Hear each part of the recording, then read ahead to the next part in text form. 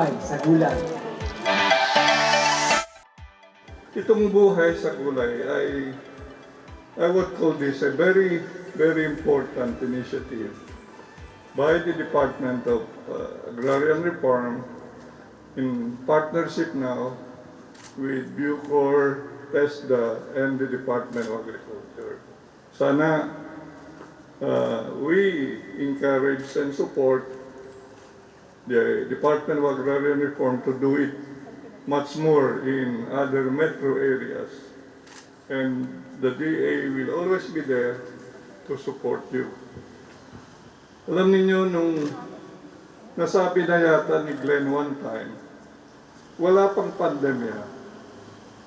Nung anibersaryo ng BPI in 2020, sabi ko, that was last week, January 27, if I'm not mistaken. And sabi ko, BPI must take leadership in propagating or promoting urban agriculture. That was January 27 of 2020. Then, dumating itong COVID pandemic. March 16, nagdeklara ating Pangulo na state of health emergency. So, from then on, we elevated our game. At the short of it, ay nagkaroon tayo ng bayanihan too, or even utilizing funds that are already available within the regular funding of the department, ay nag-allocate po tayo ng ₱500 million to support urban agriculture, not only for Metro Manila, but all throughout the country. So, yun. That's why we encourage other departments as well to come forward and do their share. We can partner with you and accelerate, elevate, upscale itong urban gardening. Now, that's why we call it urban agriculture. Para hindi lang gulay, kasama na yan ang mga annuals basta sa prutas, kasama rin ang small ruminants, yung mga kambing, tupa, pwede rin rabbit, at poultry. So, ganun ang pananaw po natin, kung pwede natin maisama in a one way or the other, itong small ruminants, poultry, even for example, itong ornamental horticulture natin, na pwede rin itinda eventually. So, let's try to look at every opportunity na we can survive. That's the first S I would like to highlight. So that beyond survival, and with the continuing support of partners like now, the three departments plus BuCor, ay mas siguro po natin na there is survival during this pandemic. So, survival, support, and the third S is sustaining this project beyond, 1-2 years, maybe, nandyan po ang mga national departments. Pero maybe over time, say by the third year, titignan din natin how can BuCor put it in your respective program, institutionalize it, but technical assistance will continue to be provided by the three departments. Let's not only do it in small scale. Yung 2.5 hectares is a good start. Of course, last year we have been here with BuCor and doing big, and we are saying this time around na ang focus natin ngayon sa urban gardening, while starting small, we should now upscale in a big way.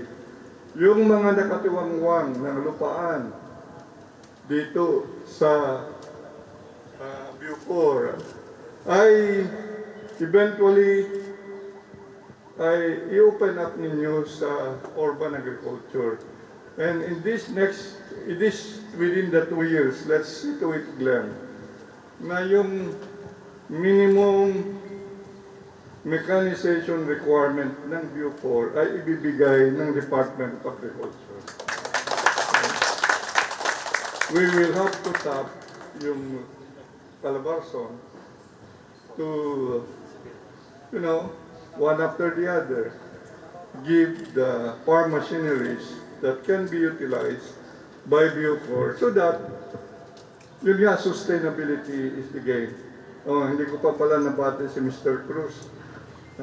So, sustainability is the name of the game. Hindi lang yung umpisa maganda, inaugurasyon, may mga pasabit-sabit na ganito. Pero mas challenging yung sustaining yung project. At kung after 2 years ay yung mga departments ay tutulong na lang in terms of technical assistance. So yun, I'd like to believe that we are finding innovative solutions in regard to ensuring food security for this country. We have mapped out what is possible to come from urban agriculture all over the country. About 15 to 20% of the requirements of the country, food requirements of the population, can come from urban agriculture. So yun ang pinaka-target. How can we not, have that kind of resource sustainably done to see to it that during calamities much more, hindi lang COVID lockdowns, mga quarantines and the like, ang daming problema dun sa logistics coming from the countryside. The beauty of having to cultivate most of your productive areas ay talagang makakabuti dun sa mga persons deprived of liberty. And the excess, we have to aim that the excess can be marketed even within BuCor or outside BuCor. And that's one way to sustain kung anong income ng mga beneficiaries natin dito, i-organize na sila. Let's organize them. That's the one recommendation for us to sustain it over time. Para hindi lang sila magiging productive, but they are able to continue to innovate or apply innovations in the process.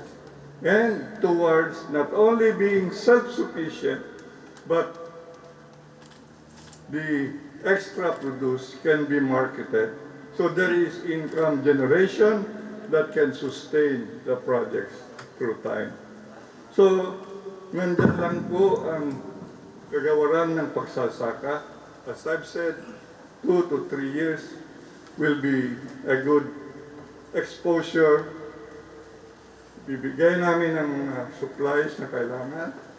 But beyond 3 years siguro, that's why this early, mas maganda yung let's discuss how we can sustain projects like Buhay sa Gulay.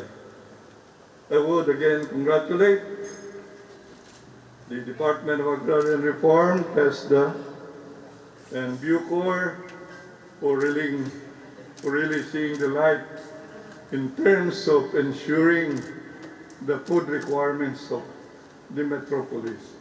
And I'd like to associate the department in terms of tapping various penal colonies of BuCor. If we can open up and have what we call, not only the persons deprived of liberty, being engaged in, vegetable production or fruit production. Even those around the periphery of these penal colonies can be, trained, can be grouped, organized, and be a part of what we call state-managed farming.